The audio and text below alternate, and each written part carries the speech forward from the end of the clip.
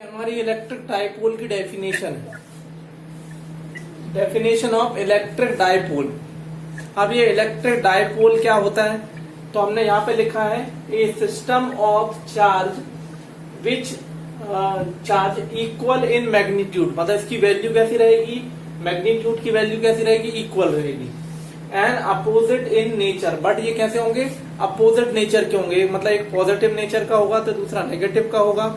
Which are place very close to each other, ये दोनों क्या होंगे, which are placed very close to each other, जब ये दोनों बहुत पास पास में होंगे। कौन से दो इक्वल मैग्नीट्यूड के चार्ज होंगे, लेकिन वो क्या होंगे, very close to each other, है ना। और but they are opposite in nature, ये दोनों अपोजिट नेचर के होंगे, तो इसको हम लोग क्या बोल देंगे, इलेक्ट्रिक डाइपोल बोल देंगे। ठीक है, आई बात समझ में। जैसे इसका एक डायग्राम भी इस तरीके से, इलेक्ट्रिक डाइपोल, जैसे मान लो ये पॉजिटिव चार्ज है, इसकी वैल्यू +1Q है, इसकी वैल्यू क्या है, -1Q है। ठीक है, यहाँ पे लिखा नहीं है मैंने, +1Q प्लस यहाँ पे -1Q, और ये कितने डिस्टेंस पे प्लेस है, ये मान लेते हैं यहां से यहां तक की डिस्टेंस है 2L, तो ये 2L डिस्टेंस पे प्लेस है। तो ये किस चीज को फॉर्म करेंगे, ये फॉर्म करेंगे इलेक्ट्रिक डाइपोल को फॉर्म करेंगे, मतलब ये दोनों चीज मिलकर क्या हो जाएगा, ये इलेक्ट्रिक डाइपोल फॉर्म हो जाएगा। फिर क्या है, the distance between two charges is called dipole length. ये जो दोनों के बीच की जो यहाँ पे डाइपोल है, मतलब ये दोनों पोल है, अगर इनके बीच की डिस्टेंस 2L है, ठीक है, तो the distance between the two charges is called dipole length, मतलब इसको हम लोग क्या बोल देंगे, 2L को डाइपोल लेंथ बोल देंगे। And the line joining two charges is called dipole, और ये लाइन, जब ये दोनों चार्जेस को जो लाइन ज्वाइन करती है, इसको क्या बोल देंगे, एक्सिस ऑफ डाइपोल बोल देंगे। मतलब ये वाली लाइन यहां से यहां तक ये लाइन जो है, इसको हम बोल देंगे एक्सिस ऑफ डाइपोल, और ये जो डिस्टेंस है 2L, इसको क्या बोल देंगे, डाइपोल लेंथ बोल देंगे। आ गई बात समझ में इतनी, आई कि नहीं आई बात समझ में, बताओ।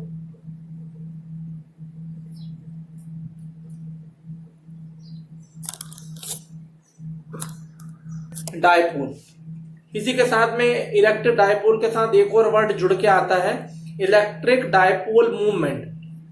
यहां हमने इलेक्ट्रिक डाइपोल देखा, अब इसी तरीके से इलेक्ट्रिक डाइपोल मूवमेंट के बारे में देख लेते हैं क्या होता है। तो इलेक्ट्रिक डाइपोल मूवमेंट, एक वर्ड और जुड़ जाएगा इसमें, इलेक्ट्रिक डाइपोल मूवमेंट।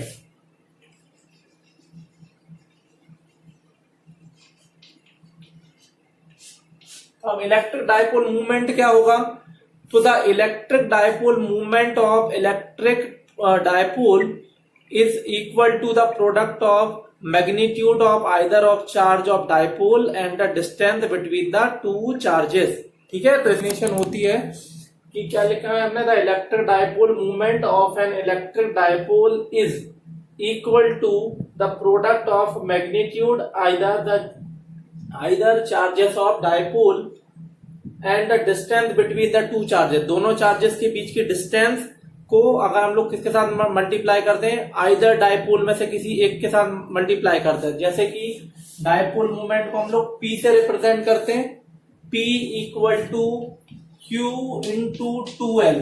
हमने बोला था ना, ये हमारा डाइपोल था, ये प्लस चार्ज था, ये -Q था, इनके बीच की डिस्टेंस थी 2L। तो अगर आइदर दोनों चार्जेस में से किसी भी चार्ज में से, आइदर किसी भी डाइपोल में अगर 2L का मल्टीप्लाई कर दें, तो वो किसके बराबर हो जाएगा, इलेक्ट्रिक डाइपोल मूवमेंट के बराबर हो जाएगा। इलेक्ट्रिक डाइपोल मूवमेंट को हम लोग P से रिप्रेजेंट करते हैं, और P is equal to Q into 2L। तो याद रखना है, तो यहाँ पे क्या आ जाएगा, P is equal to 2QL। तो ये हमको याद होना चाहिए कि dipole movement is equal to किसके बराबर होता है, 2QL के बराबर होता है। और इसी को अगर हम लोग वेक्टर फॉर्म में लिख देंगे, इन वेक्टर फॉर्म, तो वेक्टर फॉर्म में क्या हो जाएगा, ये P वेक्टर को इस तरीके से रिप्रेजेंट करते हैं, तो 2Q इंटू 2L। ठीक है, तो यहां पे इस तरीके से हम इसको वेक्टर फॉर्म में रिप्रेजेंट करते हैं। तो यहाँ पे ये सभी को याद होना चाहिए कि Q2QL जो है वो किसके बराबर होता है, हमारा P के बराबर होता है। इसी तरीके से तो इसका डायमेंशनल फॉर्मूला भी कई बार एग्जाम में पूछते हैं। तो डायपोल मोमेंट का डायमेंशनल फॉर्मूला क्या हो जाएगा, यूनिट क्या हो जाएगी, पहले कोई बता सकता है एनीवन, इसकी यूनिट क्या हो जाएगी, डायपोल मोमेंट की यूनिट क्या हो जाएगी, एनीवन, डायपोल मोमेंट की यूनिट क्या होगी। यहाँ पे क्या क्या प्रेजेंस है, चार्ज है, चार्ज की यूनिट क्या होती है, कूलाम होती है, और लेंथ की यूनिट क्या होती है, मीटर होती है।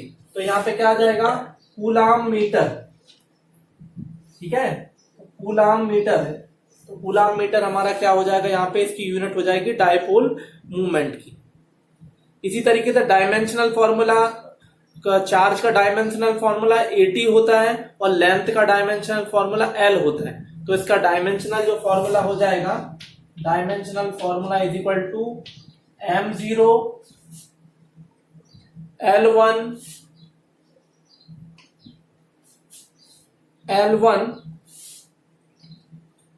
T1 और A-1, ये इसका डायमेंशनल फॉर्मूला हो जाएगा, dimensional formula of dipole movement. Sir इसमें एरिया है, एरिया नहीं है, ये एम्पियर है, ये एम्पियर टर्न्स बोलते हैं। इसमें देखो मैं अभी फिर से लिख के बता दूंगा तो और अच्छे से समझ में आ जाएगा। Yes sir. ठीक है, तो ए यहाँ पे क्या है, ये AT किसको रिप्रेजेंट करता है, एम्पियर टर्न को रिप्रेजेंट करता है। चार्ज की यूनिट होती है एम्पियर टर्न, तो यहाँ पे AT रिप्रेजेंट करता है एम्पियर टर्न को। ये सभी को याद होना चाहिए, एम्पियर टर्न।